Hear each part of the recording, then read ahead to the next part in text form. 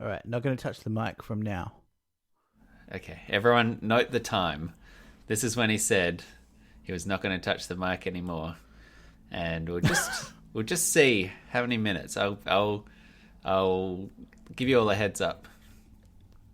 I just don't Okay. because no, I'm making sure I'm getting because I think part of it's I ordered a new cable. Oh, I've spent some coin on this podcast setup. that's yeah. No, You I know, mean I appreciate the investment. Finally. yeah, can't finally. I was thinking earlier today. Speaking of that, I was thinking. Do you remember the days when I mean, now I don't. Now I take the podcast like quite seriously. Like I was upstairs watching videos and writing notes and stuff. And I remember the days when I'd just like blow you off. Like we'd agree on a time and then I'd be like, I can't do it today or whatever. And that must have been incredibly frustrating. At the time, I just didn't even think about it. I was just like, oh, whatever. It's just a whatever. But now I think maybe because I have less to do. But now I'm like, eagerly setting up and Yeah, and now I get to be the one that turns up late and take yeah, like you're a the bad perverse, boy. take a perverse pleasure in it. Just like I know Michael's ready and waiting, and I'm just still eating my meatballs. Yeah, it's kind of pathetic actually on my part. just how ready to go I am. Yeah, you shouldn't be But proud of this at it's all. the highlight of my fortnight. Oh, that's gonna be real rough for Emma to hear, but okay. Nah, Eh, it's the highlight of hers as well because she gets she a gets break some from quiet me, time so for a yeah. couple of hours. Oh, how's the sanity meter? Sanity meter, pretty good. Although Extension. although the extension was a real kick in the dick. The feeling amongst Melbourne, I feel like I say this every podcast, so I won't dwell on this, but I think the feeling after the announcement that they made that it was going to be extended was like real grim. Like everyone was defeated. I know you were and probably optimistic, but did you not consider it a possibility? oh no, we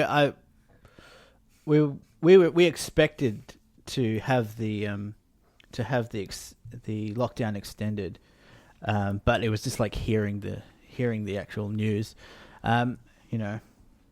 And it's not just that; it's like it's just like such a slow roadmap out of lockdown. Like Yeah. we're talking So get for end people who of don't know, October. do you want to like run through what the changes have been? Well, So we've already been in 6 weeks of lockdown from September 13, which is next week. So that's been extended for 2 weeks, and then after that, this is the. so there was 6 weeks of lockdown, which was through September 13, and then they've added 2 more weeks on until Yep. the 28th. 28th. Yep. But then in those 2 weeks, the changes that they've made is that the curfew's been extended for 1 hour, so you can stay out until 9 p.m. now. Ooh. Woo! That's all and anyone needs.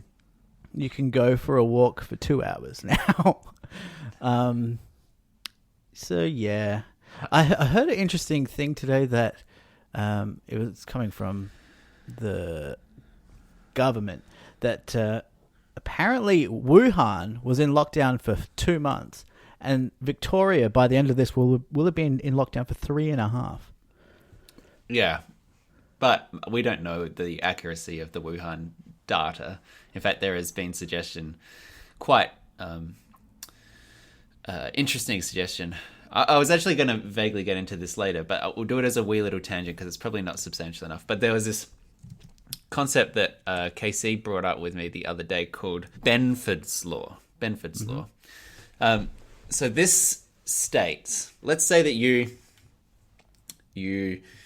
go out and you measure the surface area of every lake on the planet, right? Yep. And you look at the surface area, and that surface area is a number, right? It's 1,000 meters squared, or it's 942 meters squared, right?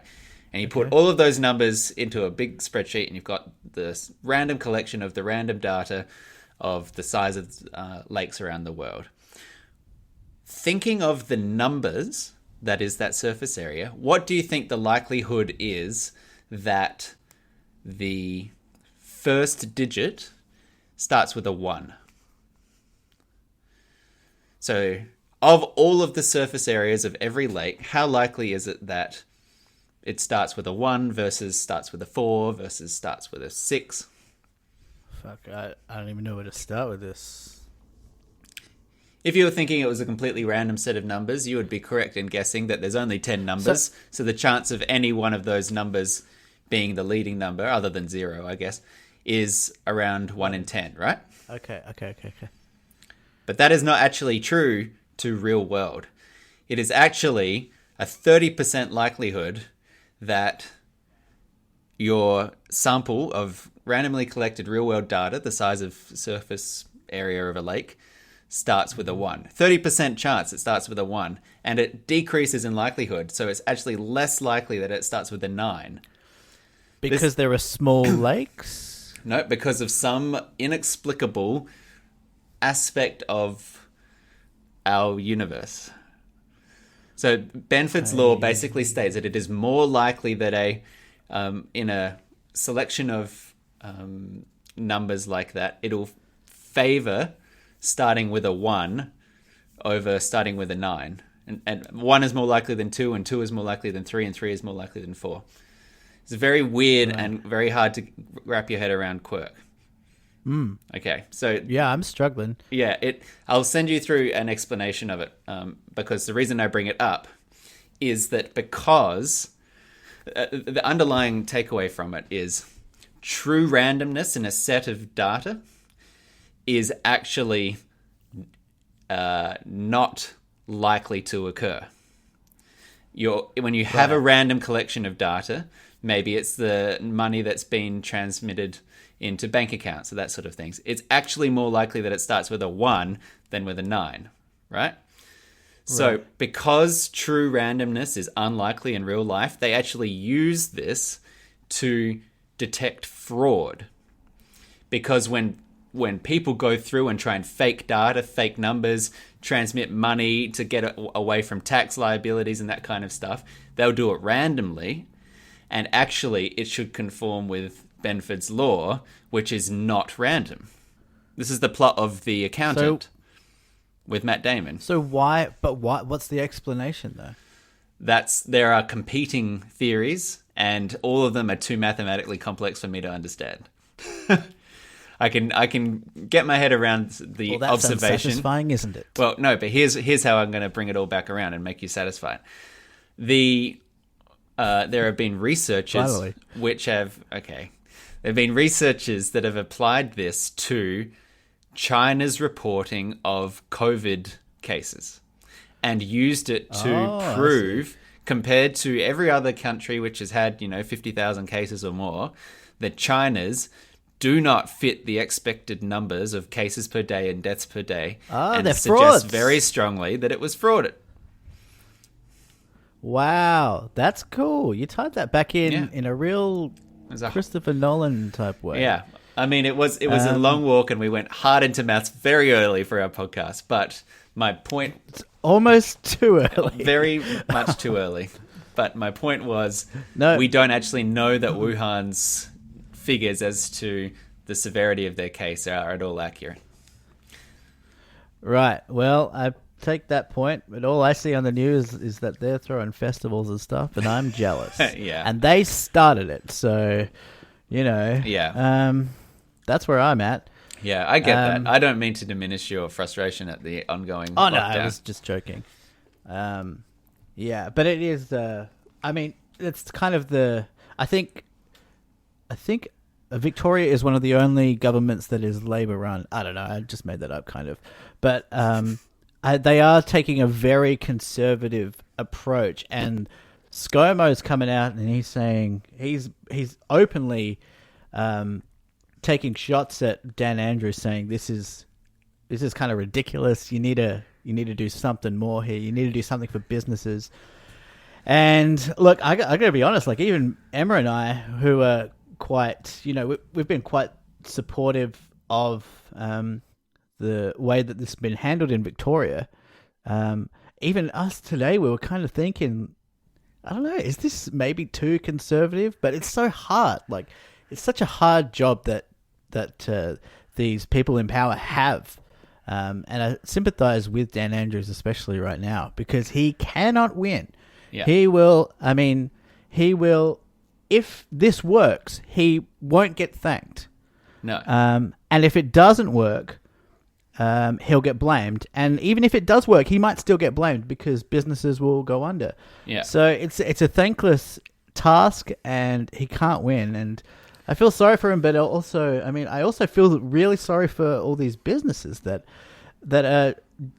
genuinely don't know if they're going to be able to survive this, and what it's going to look like. What it's going to look like after, even after we get back on to what they call a COVID normal, and the repercussions of that. New Zealand is the gold standard for the world, and I don't know how it kind of translates, and if it's a population thing, and maybe it's more of a mindset thing.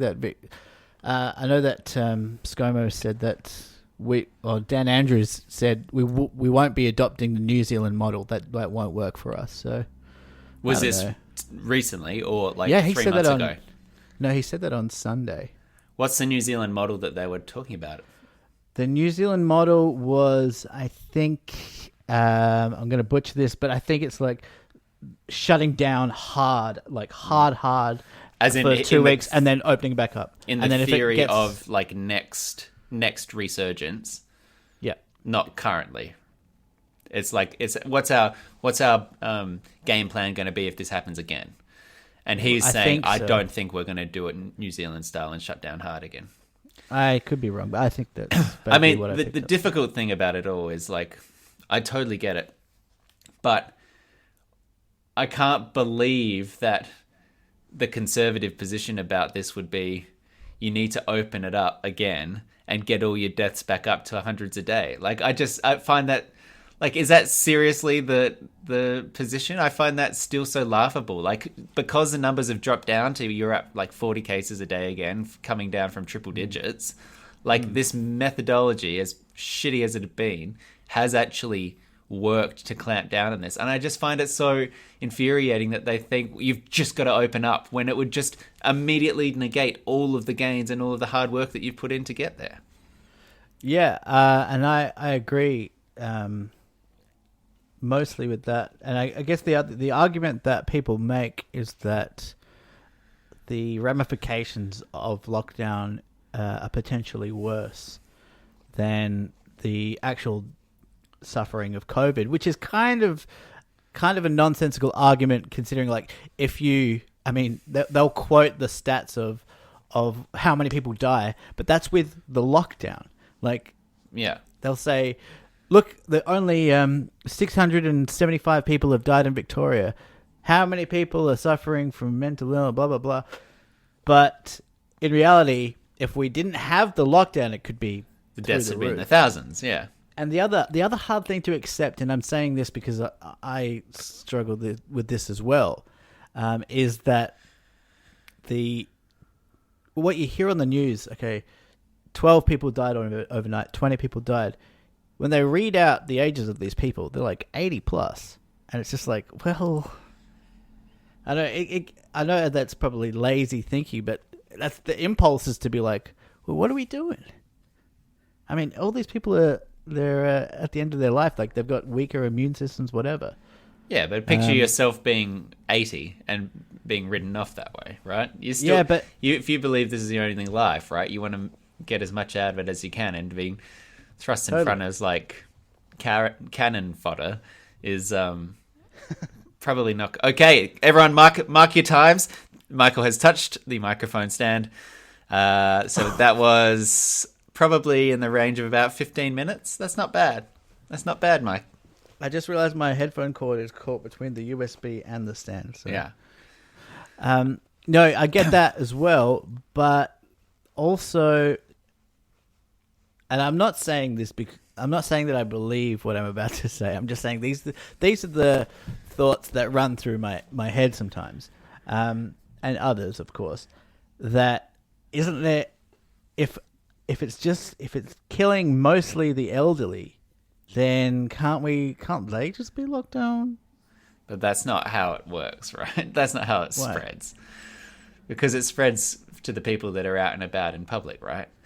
Like, so if you lock down all the elderly, sure, but then it'll spread between all the young people, and then all the young people will be the ones dying. Like, and but even, if we maintain social distancing and wear masks and all that, but kids think they're invincible anyway. They're not going to do that. And the other thing as well is that we know that COVID syndrome is not just a life or death thing. There are people who have a life of, heart disease after surviving COVID, right? Like people, 30-year-olds are having heart attacks from this thing. And even if they survive them, it is still going to cause permanent damage to them. And so in a way, there's a fuzzy number there as well, where it's like, yes, okay, maybe the deaths of the elderly, and yes, that's because they're probably already weak. That doesn't mean that COVID just blows through people without any harm. It's like there are people who've developed like brain disorders and like having trouble thinking and forming sentences, people with like long permanent heart injuries, and sure, they're not dead, but that doesn't mean you want to get this thing either. Yeah, you're right. Yeah, I don't know, it's just when you've got all this time to think about what could we do doing better to get out of this. I mean, it's a double-edged. It's not a double-edged. So I don't know. Can't think of the metaphor, but it's funny that we've got all this time to think about this stuff. Whereas if we've been working and doing stuff, we might not give it as much thought. Yeah, but you I don't think have your sitting normal at outlets. home and this is kind of, I mean, if we're going into QAnon today, it's kind of like going into that. Like people have more time to get into kind of conspiracy theories and stuff. Yeah. Well, the other thing as well that I thought is interesting that's been going around on the COVID note is the imbalance of the responsibility. So I just read this thing that was going around. This was a post about the feeling of like seeing other people going around eating in restaurants, doing whatever they want, like in places where they should be in lockdown or should be more responsible. And so the post says, aspects of our COVID exhaustion are due to the reality that many of us are carrying the weight of others' irresponsibility. Many go about their lives unencumbered with any feeling of social responsibility and feel justified in their carelessness, at least partially protected by the Herculean efforts of others. So not only are people carefully navigating a context that's like brand new to us, sacrificially bearing a collective burden, but you then have to watch those efforts devalued by the people who then pretend that their carelessness is justified. So totally. They say, like, we're holding a societal umbrella in a downpour, and they're laughing and pretending it's not raining because they're not wet, which is exhausting. Sure. And I thought that was very insightful. Yeah, that is very insightful. And we all, I'm sure anyone listening in Victoria knows, at least another person that is doing that and flouting it. Yeah. And it is kind of it's tempting because it feels like it's so insignificant, but we all have to act like ants. Like it only works if we all do it. Yeah. And it's kind of like what else is it like? I don't know, global warming or something. Yeah. Like we all have to do it. If we don't all do it, it's moot. And it's like a little bit tragedy of the commons as well, right? Like if everyone thinks they can just go about their business and do their own shit, then everything falls over, right? You have to have the community perspective in order to successfully defeat this thing. And that just doesn't come naturally to some people, right? Right. And this is given rise a lot in Victoria, at least, to people who are conspiracy theorists and almost, first of all, they believe that it's a complete power grab by the government. Yeah. And then on the more extreme side of things, people who believe that it straight up just doesn't exist and that this is part of some elaborate new world order. and we're going to get into this, but it's getting into the mainstream and it's becoming a real, it's infecting, ordinary minds. Yeah, I mean, that's a great tee up for what we're going to talk about. But unfortunately, we have to sort of get through the titles and everything, the intro and the theme song. And that can I just, before you do that? Yeah. I was just going to say, do you have something that can get us there a little bit, with a bit more of 100%. a laugh or like something? I've got the perfect thing. Okay. This is a bit of foreshadowing here, but you're going to want to stay tuned because I've got some explosive allegations. Wow. Related to the pod, an explosive mailbag that you are not going to believe. This is going to be my first mailbag, but I tell you what, I'm talking to you sitting on the couch, you fat whatever. Stick around to the end because this is going to be huge. And Nick, this is going to drop a real pizza pie on your life. Okay. So, wow. So I might have hyped that up a little bit too much, but yeah. I hate getting a pizza pie on my life. No. I blacked out. I don't know what I said. Welcome to Deep Thought, everybody. Oh, gosh, what an exciting intro. I mean, boy, if you don't stick around through this, you'd be a real fool. This is a podcast. We just talk about the world. We talk about politics. We talk about science. We talk about love. Sitting through the internet with me, my friend Michael. Here's your space to have a few words. What's up? What's up? Can't hear Finger slap thing. Can't hear anything. Can't hear anything. Nice. Can't hear anything. Okay, not very cool. And my name's Nick. Hi, Nick. Hi. Oh, hi, Nick. Hi. How come you get a catchphrase and I don't have a catchphrase yet? It's only a catchphrase because it's literally filling in the thing that you don't say. You never say hi to me. So I have to say hi to myself and then greet myself back. I want a catchphrase. But you can't force a catchphrase, can you? That's part of the thing. It has to happen organically. Yeah. I mean, now you've got a little space. And instead of forming, a sentence that might be catchphraseable, instead you didn't finger click, which is, arguably not catchphraseable. Let's just keep rolling. Yeah, let's jump right into it, eh? We were there. Let's do it. Let's do it. Well, QAnon, conspiracy theories, people believing the weirdest shit. This, as you say, has been sort of an increasing presence in the news and political scene. The unlikely, impossible, irrational beliefs like Pizzagate. Oh, there's a child pedophilia basement underneath the pizza place where Hillary Clinton goes to have her pedophilic tendencies. All this kind of nonsense has become very much more mainstream. QAnon. Oh, there's this secret cabal and Donald Trump is willingly working everything he does is to stop bring down. It's always pedophiles. I don't know why, but they're bringing down pedophiles. And yeah, it's not just that. It's eating the flesh of babies and drinking their blood. Yeah, like which it's very very odd time. So what do you want your angle to be in here? Do you want to talk a bit more about the COVID conspiracy since we were there? Do you want to go QAnon? I also have a little bit of data and stuff to talk about identifying well, let's start at loosey-goosey and then it'll sort itself out. Yeah. So do we need to talk about what QAnon is? Well, you just kind of did it, I guess. It's a conspiracy theory. It's basically a cult that started in, I think, 2017, just after your boy Trump got elected. And I think they basically, I think it started on 4chan, and it's written, I think, by this guy who calls himself Q, and he writes cryptic posts. He supposedly claims to be like a military informant or whatever, and he writes cryptic posts, and it's kind of wrapped in with. I think they were directly involved with Pizzagate, but they think that there's this new world kind of deep state thing that's happening, which, funnily enough, involves celebrities and Hillary Clinton and mostly Democratic politicians, right?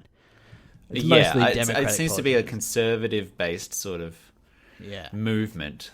But they do see, I think, like it's an international cabal, right, of like rich billionaires is sort of like getting away with everything, right? Yeah, and I mean, I guess the thing is that now the real thing is, or the real fear or peril of it is that some senators running for election this year in America are Q, like, conspiracy believers, right? Like, there are people actively dropping these kind of buzzwords and dog whistles in their campaigns to try and bolster support, right? And even if it's just, it may even not be that cynical where it's like, I'll do this to get support. It might be they just sincerely believe this shit and they're going to get in, which is just, crazy. Yeah, and it's not a small number either. I think it's something like 16 out of the 52 states. There's someone running, and they are gaining traction. And they basically, QAnon believers think that Trump is like the savior. He's like Jesus, and Q is like maybe God or something. And it's not helped at all by the fact that Trump, as if we needed any more proof that his ego was completely driving him, is kind of validating these group of people by when he's asked at press conferences saying, do you denounce Q supporters? He's saying, well, I heard they're good people, they like me, so I like them. Yeah, but it's also not like abstract as in online only. Like, it's got real world consequences. They like the embrace of the Pizzagate stuff. Like, a guy rocked up at that pizza place with an AR-47 or whatever and fired into the thing, right? Yeah. There was like a Q believer who was in like an armed standoff at the Hoover Dam, and they like hijacked attempts to legitimate attempts to fight child sex trafficking. Yeah. It is. They thought there was a pizza. There was a out of a pizza shop in Washington. They thought they were running a political sex trafficking ring, and this guy went in there armed, and while there were people dining, by the way, went in there, went to the back, went to this closet, tried to scope it out, was looking for evidence of this child sex trafficking ring, found nothing, didn't shoot anyone, but went out the front and was greeted by a whole bunch of cops. There's a great documentary, by the way, that's just come out called After Truth. I think it's an HBO doc, and it kind of details all this stuff, and it's all Pizzagate. It's super interesting. Steve Bannon's in there a bunch of times. It's real kooky stuff. Well, the other bit of news that came up this week actually was that BuzzFeed News, which is quite a reputable news source these days, they've decided to refer to the whole Q thing as a collective delusion, not a conspiracy theory. And I think the reasoning for that was that it's like literally a whole alternate world of beliefs and signals and language. It is not so much like a clear A did B for C. It is a religious, as you say, kind of world of terminology and completely devoid from reality. So they've decided to adjust their language for it and reflect that in calling it a mass or collective delusion. Yeah, what strikes me in reading about this, whenever I see a video or read about QAnon, is that they act exactly like a cult. It's like Scientology, and it baffles me how this shit just plays out again and again and again. Like, it's a true phenomena, and it hasn't just been. It's not a new phenomena. It's been happening for thousands of years, and this is just another version of that. And what's interesting is that they, like every cult, it's like one person at the top, and they've got a savior, and they've got a set of cryptic things that you have to. And the crypticness is the the kind of the driving force of things. Well, at least it gives it energy, because when it's cryptic, it's open to interpretation. And that allows people to first, if something gets too far-fetched or too kooky, they're like, well, I'm on the fence. I don't know.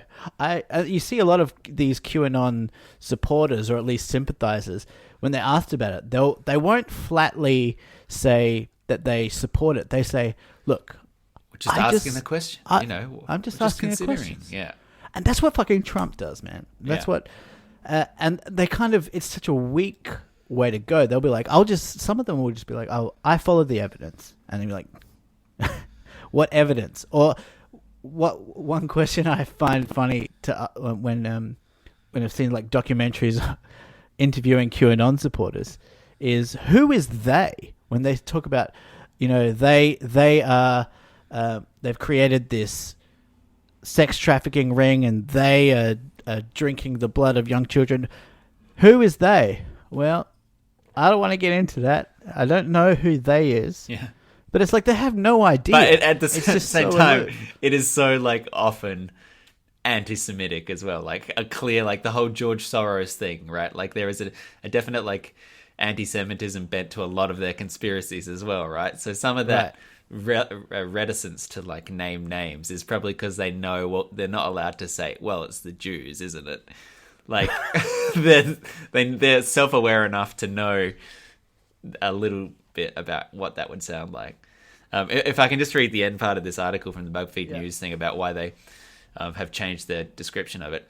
Delusion does illustrate the reality better than conspiracy theory does. We're discussing a mass of people who subscribe to a shared set of values and debunked ideas which inform their beliefs and actions. The impact of QAnon is an example of the real-world consequences of our broken information ecosystem, the New York Times recently wrote. The proliferation of this delusion is in part a media literacy problem, which has become a reality problem.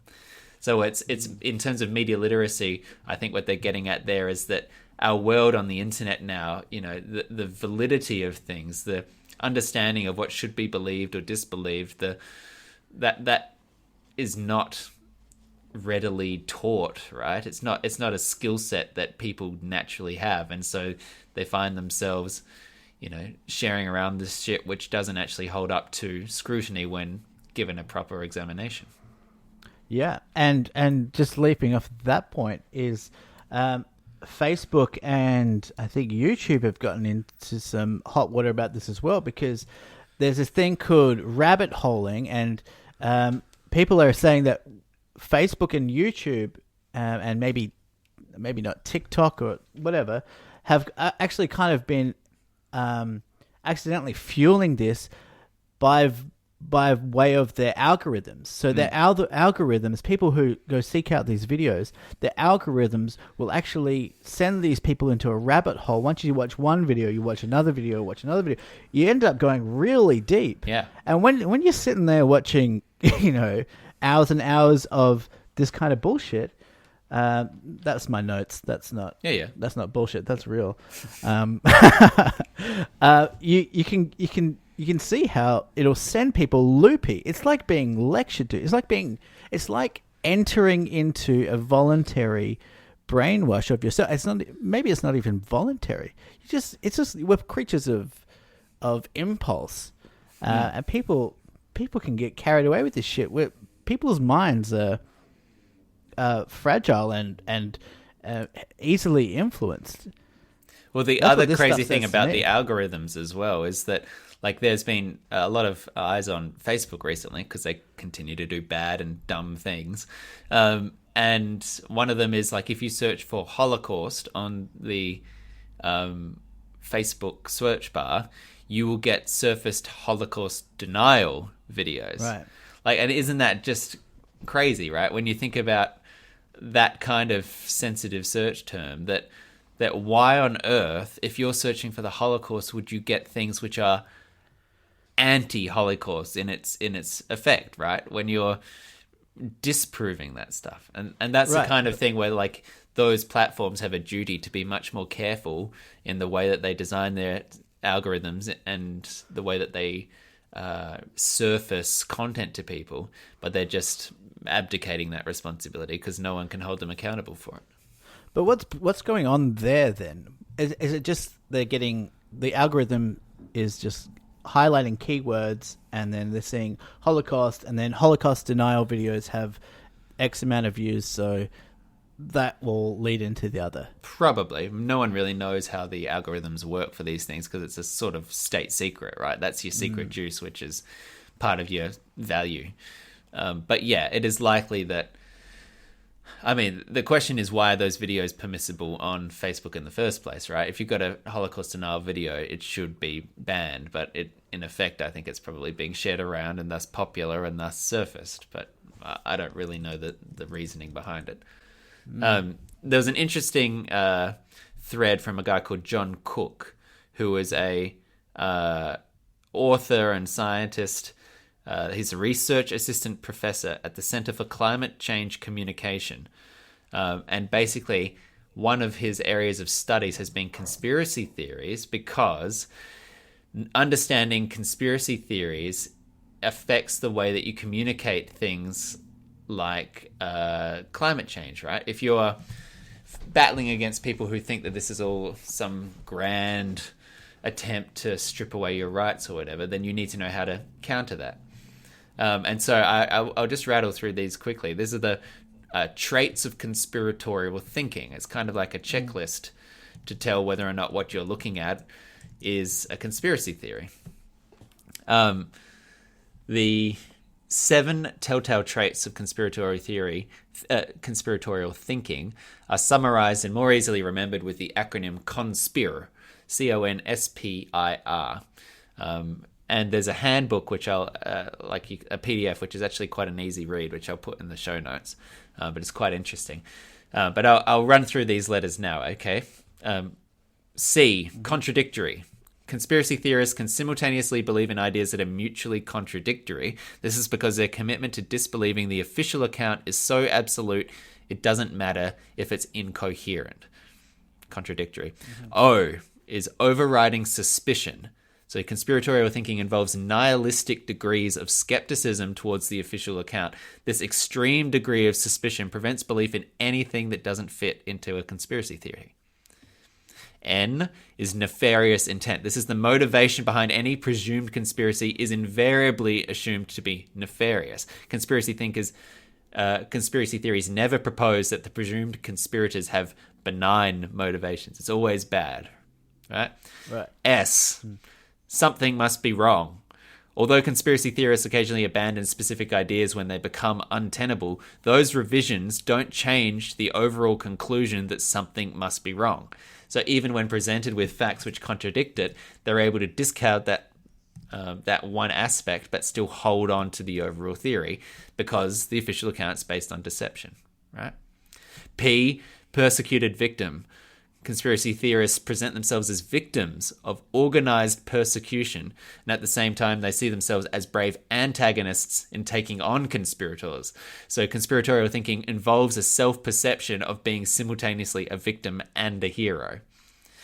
I is immune to evidence. They're self-sealing. The evidence countering a theory is reinterpreted as originating from the conspiracy. So the stronger the evidence against it, like the FBI exonerated a politician for something or whatever, is actually just reinterpreted as being, oh, well, the FBI are in on it as well.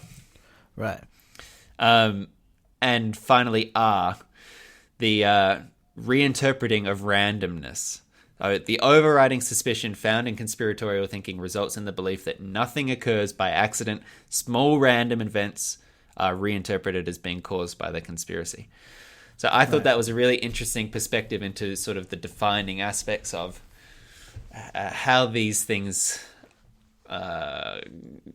gain traction, and how almost like in a religious sense, as you say, they become self-sealing, they become reaffirming. You know, any test is not a proof of the lack of God. It is evidence that God is there, but challenging you, and it's a test of your faith, right? Like all that kind of comparison is completely valid. Yeah, and there's it's kind of adorable in a way. Through one lens, it's adorable. Conspiracy theorists are just trying to make sense of the world. Yeah. They're trying to make sense of randomness or weird events. And if you look at it with a really sympathetic lens, through a really sympathetic lens, they're just people that that are confused by the world and want to make sense of it. Absolutely. Yeah. Yeah, I mean... Which is kind of how it ties back into religion, by the way. Is because, I mean, there's a parallel there. I'm not saying necessarily that Christianity is the same as QAnon. No. But there are parallels. Well, it's closer in the sense that cults are religion, right? Like, Sure. it's in that sort of... It's along that spectrum of, belief. And again, it's not fair to all organized religion, but the traits, the psychological traits that it's feeding are probably similar in some ways. Definitely. And one of the other things, sorry, quickly, I just, one thing I had written down here was that QAnon believers often refer to supporting the movement, if you can call it that, as red pilling. So they've taken this thing from the Matrix and saying that in the Matrix, when Neo takes the red pill, he finally uncovers the truth and the reality about the world. So in their head, they believe that this is the reality of the situation, and everyone else is living in ignorance. Yeah, the irony there a little bit is that the Matrix is basically a transgender narrative, right? Like, it was... Well, that came out recently, didn't it? Well, I mean, it was kind of already there, but, now both the creators, Lana and Lily, have transitioned. They, I suppose, are being more outward in their explanation. But the whole thing about the pills, the red pill and the blue pill, I believe there are literally... Those are the colors of certain, drugs that are administered to people undergoing transitioning therapies. So that's interesting, because in my school, in my very religious school, it was actually taught as a interpretation of the Holy Trinity. Yeah, I mean, it's definitely influenced by a whole bunch of religious imagery as well. But I think there's a very clear trans reading of that film. If you go back and think about it, it's a guy who's doesn't fit in, living in this like fake world, not connected to his true self, and then he takes this pill and transitions. He gets literally reborn in like a amniotic fluid sac, and then emerges into the real world and discovers his true self and powers and becomes someone special with a new name. And it doesn't take much to really see the themes there. Look, I mean, I think the Wachowskis did say that, but you're kind of doing what conspiracy theorists do. You're starting with the conclusion. You can fill in anything. I mean, that may be the beauty of a good movie. But if you start with the conclusion, you can be like, oh, it's actually a trans movie. Then you can start finding elements of trans, or if you want to start with the religion. But interpreting art and semiotics is not conspiracy theories. That's just reading of fiction, right? And interpretation. That doesn't have real world consequences in the world, in the way that like interpreting reality through a unfactual lens does. Yeah. And as you say, the Wachowskis also talk about this openly now. By the way, what are the odds of two trans in? Well, I don't know. I mean, I'd like to see the actual. Probably higher, right? Stats. Probably higher if one sister, then maybe the other would as well. I don't know. Yeah, I know. I mean, they're if you're fascinating biologically pair. Coming from the same parents, right? Yeah, it's interesting. Yeah, it is interesting. Did you ever watch Sense8? I don't think I've ever even heard that word. That was the Wachowskis' Netflix series. I've sort of had it on my list forever, but no, I haven't watched it. I'm looking forward to this fourth Matrix, though. Me too. Although, I heard an actor kind of shout on the script. They said they weren't coming back. Oh, no. That was Lawrence Fishburne. He's not coming. he wasn't asked to be back. I don't think he shat on the script or whatever. It wasn't like I'm not doing that. It was they didn't write me into this one. But I think no, I'm thinking about something different. I read something recently where another actor said that they saw the script and they were like, no thank you. Huh. Yeah, I don't know. I don't know. The other sort of angle on this, which I think is probably worth circling back around to, is the vaccines of it all, like the anti-vax thing, because this is the fight that we're ultimately all going to come up against in the next year and a half, right? As we try and overcome COVID, we're now going to have a real manifest battle against the anti-vaxxers in order to get the world back to normal. And, you know, it's sort of been a fringe issue, but now it's going to be a real every person issue, because you need a certain minimum in order to get that herd immunity and kill a virus. But in a certain sense, this is the most rational the irrational anti-vaxxers have ever been, because any vaccine will be at such an accelerated timeline that the questions or suspicions about safety and testing and everything are in some respect very valid. So how do we as a nation, or as a world really, get to a point where there is trust in the vaccine, which will be necessary for us to fucking get on with our lives, right? Yeah, man. Well, have you heard about when they're where they're on track for a vaccine? Are they talking early 2021? I don't know that any of the legitimate places are giving legitimate timelines. There is a coronavirus vaccine tracker. As per usual, all of these articles that I source, I put them in the chapter titles of your podcast player. So if you listening right now think, I want to see the coronavirus vaccine tracker, open up your podcast player, click on the title of this chapter. It'll link you to this article in the New York Times. Same thing for the conspiracy theory one and all that kind of thing. So like there are definitely multiple vaccines in testing, right? But I don't know that any of them have very clear time frames on it. I mean, the weird thing about it is it's all nation to nation. So, you know, Russia has approved some of them in limited testing already, because they're just like, Russia, you know, fucking do it. They don't care about human rights or safety or whatever. They'll just try it. Well, didn't Putin give it to his daughter? Is that true?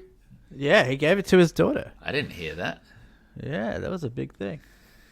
So there's China's approved a vaccine for limited use. Russia's Gamaleya moves into phase 3 testing 2 weeks after it was received, after early approval was received.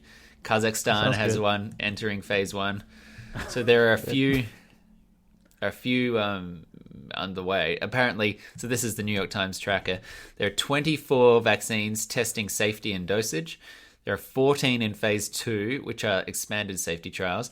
There are 9 in phase 3, that's large-scale efficacy tests. There's a limited phase, 3 vaccines approved for early or limited use, and none actually approved, vaccines approved for full use. None have made it to that final tick, right? Wow. So, Nick, let me ask you this. Do you have enough trust in your government to, if they said, okay, we've bought this vaccine in February 2021, it's going to be free to all New Zealand residents. Are you going to take it? Well, I think the question requires more nuance to get an answer. Like, it really depends on, okay, who developed this vaccine? How much was it tested? Conceptually, the moment that there is a safe COVID vaccine, of course I'm going to take it, right? Like, I'm on board with this. So are you worried about long-term effects? Because isn't that everyone's concern, that it's not going to be able to be tested enough to see the long-term effects? That's it, yeah. But also, we don't know the recurrence of it, right? So some vaccines don't last forever. Like, you need to get a tetanus shot every time you tread on a rusty bit of metal, right? Because it's not likely that resilience is there from your last time. And same with, certain diseases through childhood. You need to get 4 or 5, or maybe 3 or 4 different vaccinations over the course of time to build up that thing. So one of the questions here is, okay, so maybe it stops it for a little bit, but does it stop it indefinitely? Or, not. So the question is not merely, is this safe for me to take? Is it going to cause my body instant allergic or adverse reactions? But what's the efficacy of it? Is it something that we're going to have to take every 6 months for the rest of our lives? Is it, that's one of the other questions anyway. So my interest in taking it is definitely high, because I think the moment that you can say I've taken the vaccine, you're going to be granted a lot more flexibility when you're traveling around the world, and that's very appealing to me. But I would need to know, is this the Russian vaccine? Because I don't want the New Zealand government to be like mass producing or licensing the Russian vaccine if I don't trust that it was like legitimately tested. Whereas if it was the UK's vaccine or American vaccine, I feel a little bit safer that the health protocols followed were slightly more rigorous. Yeah, I'm gonna choose my vaccine based on the name alone. The one with the best ring to it's gonna really get me. Yeah. So do you trust? I think New Zealand's gonna be.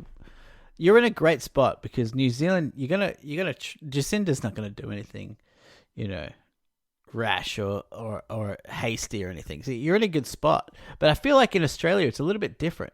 Australia's bought 156 doses apparently of this German-made vaccine. Should it come true or not? Or should it be made viable? What am I looking? Thank you. Should it be a viable vaccine? They bought what, 156? They bought double the amount of the population. 56 million. Oh, million. Yeah, that helps. Yeah. They bought Did 56 million. Yeah, but wasn't there something that came out this in the aftermath of that in which the Germans were like, no, we've been in preliminary talks, but that's not actually available. No, yeah, I did see that. They were like, though they were saying, ScoMo came out and was like, oh, we made this deal with the Germans, and the Germans were like, what deal? What? I mean, we've talked about it. Sure, we didn't make any deal. Yeah, pretty funny. The thing with New Zealand, weirdly, is that I think because we're in such a good place already, there'll be less of an incentive, perhaps, to rush into the first vaccine that comes onto the market, right? Because in terms of community transmissions here, it's fairly under control. So there might be a little bit of a safety net here with our circumstances where they can go, let's wait and see which other ones, come to market, or let's give it a month and see if there are any, things that are learnt from the large-scale rollout in a different country. And that's a good point. You can afford to hang back a little. We can hang back a little bit. Yeah. No, that's a good point. The most frustrating thing from a New Zealand perspective at the moment is just like the bullshit. So we're less than a month from the election, or in fact, we're exactly a month from an election. And same as the US, same time. No, it's October 7th, I think, is when it is. So a month. So just like the ridiculously partisan bad faith arguments from the opposition party against the handling of lockdown, like we're going to rejuvenate businesses and you didn't need to suffer this much, and New Zealand has fucked up the COVID situation entirely, and it's going to be an economic burden which is going to be a like death knell on this thing. And like the reality is that all of the economic modelling has shown that New Zealand's bounced back faster in terms of approaching its normal productivity than previously, and historically speaking, pandemics don't actually hurt the economy that much. When you look back at things like the 1915 plague, 1917 plague, I forget. I mean, is that relevant though? Like, well, I think the point being that if you get through a pandemic, the economy recovers sort of anyway because people go back to their normal lives. So the concerns about the impact of this kind of stuff is just such bad faith argument, and I find it so hacky, so partisan, so like unpalatable. I mean, that's exactly what's happening here. Yeah, well, I know. right? I find it so unpalatable an argument to think that, like, we, as you say, are the envy of the world, and Jacinda took a hard line early and spared so much pain, grief, death, and is being beaten for that. Like, I think she's still favored to win, but just like the idea that could be used against her. It's that same thing of like, you did a good job, and now as a result, the severity has been so minimized that people think it was overreaction. Yeah, and it's the problem is with the two-party system. Do you have a two-party system over there? Yeah, there's two major parties. Yeah, it's like in high school debating when you are forced. You're like, okay, you guys are pro and you guys are anti. I mean, you at that point because they're a party against the party in power, they have to take a side. So they're like, oh, I don't know, like they have to have a point of view. Yeah, they have to be like against Jacinda, and so they're like, oh, this will work, and so they just do that. But you can never just be like, yeah, you did a great job. And we would have done it the same. Yeah. Yeah.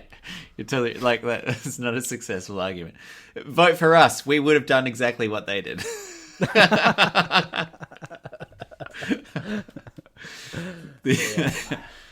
Yeah, it's a weird one. So in terms of the vaccine, when it comes up in Australia, you think you'd be, queuing up, get it in me? Oh man, stick it right up my mouth. Do a little detail there. Yeah, no, I'll take anything, even if I'll take Russia's, to be honest. You take the Russian vaccine. I'd take the Russia if Vladimir himself came up to me and said, Zabreki, would you like to try vaccine? We have 33% chance of making successful immunization to the coronavirus. I'm like, give it to me, Vladdy. I mean, oh God, what a terrible reference. I think my wine just started kicking in. Historically speaking, Vlad would normally be taking from you Ukrainians, but regardless, rather than giving it to you. Yeah, sometimes he likes to give back. Have you ever done medical trials? I have, actually. I feel like that's something you would have done to get a little bit of cashola. I hate that you think that, but I understand why you do think that, and you're right, by the way. Yeah. The reason that I thought that is because it was correct. I'm a piece of shit. No, that's not what I said at all. I said that you would have. The reason that anyone does a medical trial is to get money, right? That's not a if you were writing me as a character, it would be perfectly within the character to go get medical trials. Yeah. For money. No, I have done that. I got what did I get? I got a couple of, maybe I got $1,000 for some smoking trial back when I was at uni. You had to smoke, or it was a test of smokers? No, it was they were trialing a drug, so you had to be a smoker. So I was like, jackpot. And I had to do like 3 visits. I didn't have to stay overnight, although I would have. And yeah, they give you a big. But was it cash. like a preventative? Like it was trying to quell the cravings, that sort of thing? I think it was something to do with the lungs. I can't really remember. I don't really care. I'm one of these people that will. I'll put whatever. I'm gonna regret saying this. There was a point in my life. Let me say this. There was a point in my life. I remember distinctly thinking, if someone comes up to me and offers me whatever drug, I'll take it. Like on a night out or whatever. Like I don't feel that way now, but there was definitely a reckless. It's not only reckless, but it was like a thrill seeker thing, part of my brain, or I just wanted something different than the normal. Yeah, I would have I would have, if someone came up to me on a 12 p.m. on the street with an ecstasy pill on a Monday, I would have taken it. Like, I genuinely think I would have done that in my early 20s. Yeah. But that's also at a time when you feel like you're invincible, right? Like your early 20s, that's when you're like, I'm an adult. I'm out in the world. I can do anything I want. My body is like, I don't know, immortal. I don't know what word I was looking for there. There's definitely a part of that. But there's also, I think, part of it, you have to be, I was also always seeking a thrill. And I was always seeking something reckless. I'm amazed that I didn't get into more trouble than I did in my 20s. Yeah, I'm amazed really. too. Yeah. So what you're saying is, first vaccine, you'll be like, day one, get it in me. Yeah. If it comes with liberties, I will definitely do it. I'm curious as to what the where the first like mainstream success vaccine comes from, like country-wise, and also what the asterisks are, in the sense of, yes, this will minimize it, but it will only work for 6 months, so you'll have to get it repeatedly. Or yes, it might stop the severity of it, but it's not going to stop it completely, so you're not like it won't prevent you from carrying it to other people. Like Sure. There are whole lots of potential complications that will still need to be tested and evaluated before it gets released into the world. And I'm not expecting it's going to be the silver bullet one where it's just like, okay, we cracked it, put this in your arm and you can never get COVID-19. Yeah. I mean, I haven't been to the doctor in 10 years. Like, I don't remember getting any of these shots. Actually, that's true. When I went to like Mongolia and shit, I got shots, but yeah, I don't remember getting any of these tetanus shots or whatever you're talking about. Yeah, well, because you don't stand on very many rusty metal bars. Emotionally, I do, but I can't get tested for that. Well, I don't know if we really solved the problem of conspiracies, but it was interesting talking about it. That's what we just talk about it. Like, we don't. Who's coming to this podcast for information? We just have a chat about it. Yeah, I think that's okay. I was working out whether we'd undercooked it, but I think you're right. I think we just talked about the interesting thing about it. Well, that's okay, what we do. There's actually one other thing. Did you watch the John Oliver? You watched Last Week Tonight pretty regularly. Yeah. Did you see the one on conspiracy theories a couple of weeks back, which had one very interesting point, which I thought was quite revealing too, which is that conspiracy theories come about as a way of trying to answer the unanswerable, trying to add meaning to chaos, right?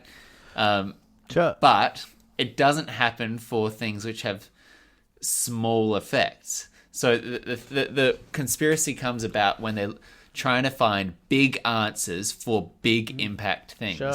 So like the assassination of Kennedy or the Twin 9/11. Towers, that was a huge ripple effect on society. And so the psychological expectation is that the cause of that was similarly big, right?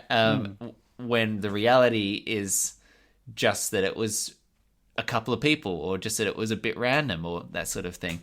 And the answer the example that John Oliver gave on that show was the Kennedy assassination being the subject of, endless conspiracy theories. It was the second person, and it was, how could he have shot from all the way on the grassy knoll, like all that kind of stuff, versus Ronald Reagan being shot but surviving. And because Ronald Reagan survived the presidential assassin attempt, there are no conspiracy theories about it because it was a fairly minor thing.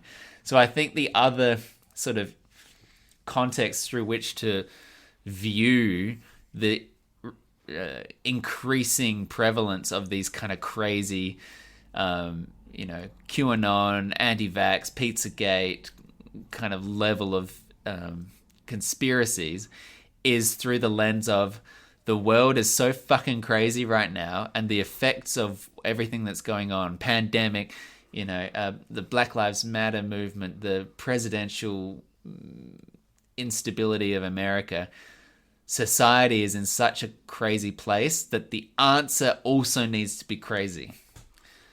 And I found that quite insightful. Yeah, I mean, this year especially is like it's like a test tube for conspiracy theories, and it makes sense. Yeah. That this year would lead to a rise in conspiracy theories, in QAnon, in Trump, Black Lives Matter, pandemic. It's like this perfect storm. It's a breeding ground for these types of people.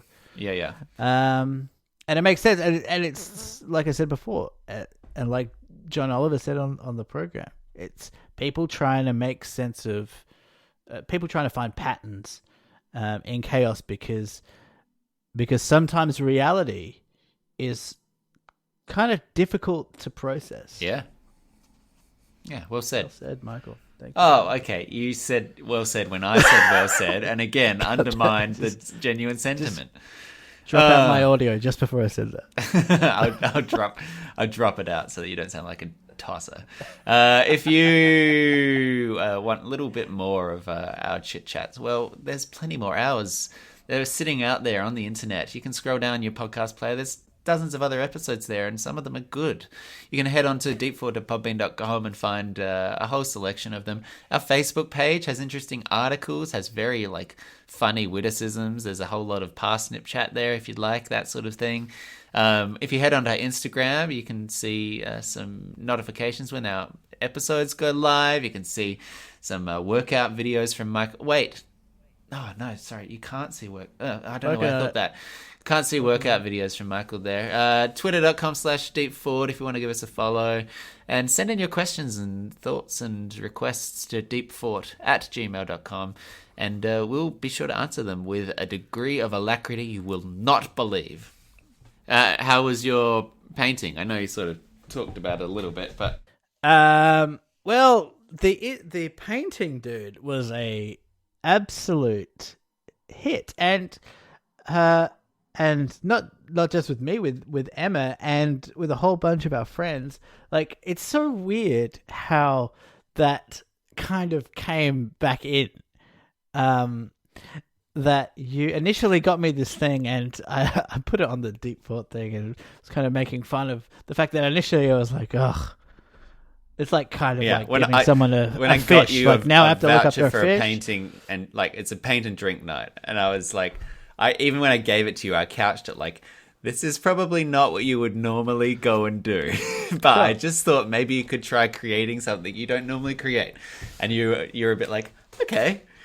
Which is, I mean, I was reticent. I was, and I didn't cash it in for 2 years. I think it was only 1 year. I think it was only last year. Was it 2? Maybe no. I think it was. You got it for my 30th, so yeah, a year and a bit. And then you reminded me of it, and then we booked in for the class. When you reminded me of it, I went straight on the website, saw that they're doing a Mount Fuji thing, and I was like, well, that's perfect, because Japan's one of my favorite countries ever, and Mount Fuji seems like a cool thing to paint. And we did the thing, and they sent us out the paint kit, and Emma did it with me. She's like a bit of a artiste. Artiste. And we did it, and it was like on Zoom with like 50 other.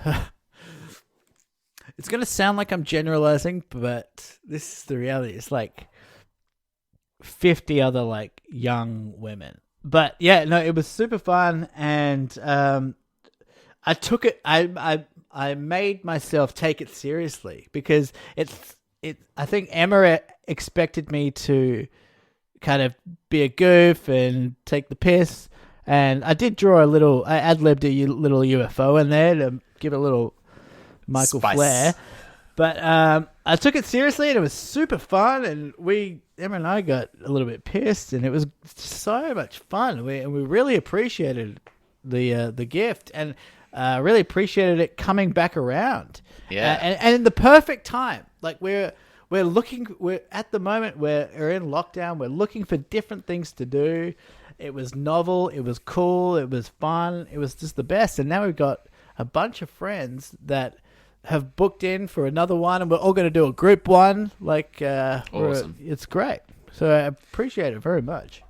No, I'm just glad that it actually paid off, and that releasing that virus in China really... I'm just glad that I found a way to get you to use this voucher. That's our next class. We're going to paint the actual coronavirus. Yeah. Just the whole, like... Mine's going to have sunglasses. Oh, so it's a cool one. Good summer. Yeah. Yeah, well, no, I'm glad that it could be a little bit of a great gift, and for it. It's inspired me to. Now I want to one up you. Now I want to, for your birthday. I want to find something just as kooky and left field. So stay tuned for that. Gosh, or don't, cause okay, yeah. I mean, there's months now. It's quite a while away. Are you? Are we entering the mailbag? Is that right? I would like to enter the mailbag, please. Okay. Entering mailbag now. Mailbag, it's the weekly mailbag. Deep thoughts mailbag. All right. So this is my first mailbag. I'm a little nervous. But I got to say, this is some juicy shit. So I got sent an email from someone who prefers, well, they want to be, okay. They want to be known only as Citizen Q. not Very appropriate. Not to be confused with Q. No. Completely different Q. Completely different Q. Please don't misunderstand. I hate that other Q. That Q sucks.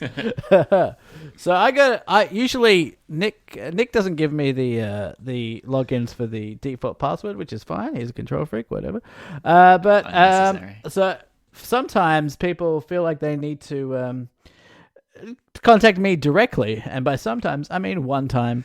Is this because now. Last episode you literally gave out your email address on the podcast, and then people were able to get in contact with you? I did that, and it's probably true. Did I? Yeah, you gave it out because you wanted my dad to email you directly. Which he didn't, by the way. Oh, got it. I'm still here, Jeff. All right, so... Subject. This is an email. This is an email, dude. Okay. Don't read it. Subject title: Observations on etymological research methodology and real-time critique responses of deep thought. Oof. I mean, that's a headline. Okay. That's a grabber. I got a feeling I know where this is going. I'm going to read this verbate. Okay. AKA verbatim. AKA word for word. Dear Mr. Zabrecki, I am contacting you because I am concerned with the manner in which your deep thought co-host, Mr. Shadell, that's you, has defended himself in regards to your valid linguistic criticisms involving aspects of his speech. Oh. How do you like these apples? It goes on, Nick. Don't interrupt me. While backing up his claim that notify and note were not etymologically linked and therefore should not be pronounced the same. By the way, for context, you pronounce them notify and should not be pronounced the same. Mr. Shadell displayed extraordinary levels of selection bias. Can I just interrupt one point here, which is that Sure. You're mispronouncing my own surname in the point of reading through. What's your name? What's your name? Shadell. What do I say? Shadell. I like a Shadell. Like a Shadell. It undermines just undermines a little bit of the juice of your email reading when you're actively mispronouncing things. When it comes to names, you can add a little bit more flair. Okay. And I like a Shadell. Zabragic. Shadell. I'm gonna call you Michael Zabragic. Well, that's racist, Nick. Oh, so it's racist for Right. you. Can you stop ruining mailbag? Well, for I me? just This wanted is my to- first one. Okay, I'm sorry. Now you know what it's like to be me. You're not going to want me to agree with that. While backing up his claim that notify and note were not etymologically linked and therefore should not be pronounced the same, Mr. Shadell Still saying displayed extraordinary levels of selection bias and omission of facts to support his claim. I believe he used his alleged reputation as the smart one on the show. I was going to say I disagree with that. it wrong. That would look. I'm actually quite taken by that. Oh, well, we'll get to that later. Alleged reputation as the smart one on the show to appear as if he had found scientific proof for his argument with the assumption that you... Please tell me that in air quotes it says the dumb one. Please tell me that that's what it says. Please tell me Way worse. It's way worse. Oh my god. As me, the one on the show who used to say the N-word sometimes until Nick told him to stop. By the way, Wow. I've never said the N-word on the show that I know of. You definitely did. No, I didn't. If I might have said the N-word. Mm-hmm. I don't think I've ever said the actual thing. Mm-hmm. Anyway, until Nick told him to stop, would not call his bluff. He omitted, for example, that while the verb of note seems to originate in Old to Middle English, it does so from the noun form of note, which does share the same origin as notify, in the Latin notus. Now, the reason I believe this to be intentional selection bias is because even a cursory Google search of the etymology of notify would also reveal that it is a cognate of the word notion, which I believe Mr. Shadle does not pronounce correctly from what I recall. So you might know this person. He also failed how to... can anyone mispronounce notion? Well, I don't say notion. ask yourself there, Okay, big boy, that's because a weird one. you have a problem with words, clearly. He also failed to find anything to support his claim that notify is pronounced like the English not, providing nothing that links these words or anything similar. I would like to also take this opportunity to join Mr. Lewis, presumably Sean, in supporting the correct pronunciation of notify. Pronunciation. You've gotten my brain. Yeah, the correct pronunciation of notify. That. What did I say? You're saying ounce, and it's unts. Okay. What are you doing? Well, I'm pointing out the sword. The sword cuts two ways. You know what I've always said. This is the difference between you and me. It takes a big man to admit that he was wrong, and I'm about to do that. I'm that big man. I've always said pronunciation. Uh-huh. And now that you've corrected me, I will say pronunciation. Oh, I'm very proud of I'm a you. great guy. You are Shut a up. bigger man. Shut the fuck up. Okay. Well, that was a The genuine correct sentiment. pronunciation of notify that you have put forward and denounced the incorrect pronunciation, already learning, claimed by Mr. Shadell. Until next time, which is, by the way, I'm going to sign up all my emails with until next time, because that's the coolest way to sign up an email. But yeah, there you go. You've been, and I feel like this is the tip of the iceberg, because I'm like the kind of, we play an exaggerated version of ourselves on this show, don't we? Do we? I'm kind of play like the dumb, inarticulate one. Yeah, and the you guy play that drops you the play the N-word. know-it-all. Yeah. And I feel like whenever I've brought up stuff, I mean, I'm so chill that I won't like. If you tell me that I'm saying something wrong or that you're right, I'll just be like, yeah, whatever. All right, I guess you're right. But in reality, what's happening, and thank you to Citizen Q and Sean Lewis for backing me up here and reaching out. I feel like you kind of you're blindsiding me here. You're gaslighting me, actually. You're telling me you're making me feel like the stupid one when in fact you're the stupid one. And when you're researching all this shit, you're leaving out valid and vital information that actually proves that I, in fact, am the smart one, and I've never said the N-word. Well, I'm delighted that we've all learnt something today about the etymology of note and notify, and I'm so glad that a coward wrote anonymously, not to the deep thought email, to Michael, the self-described dumb one, and really brought this to our attention. So thank you, Citizen I appreciate Q. it. And I look forward to further clarifications from you in the future for Michael's mispronunciations. It is very helpful to have these kind of things pointed out, and that's why we have a mailbag. And I'm grateful that we've all learnt something today about the history of these words. If you recall, in the context of the last episode when this came up, we were recording the podcast live. So we were not doing a fairly in-depth research as to where these words came from. But Wiktionary... That's very convenient, isn't it? Wiktionary did not suggest otherwise. So, again, I think you're searching for a conspiracy theory because the impact of this mispronunciation thing was obviously a fairly grievous one, and the only conclusion must be malpractice and sinister and nefarious intent, when in fact it was merely drunken laziness, and I don't really care about any of this.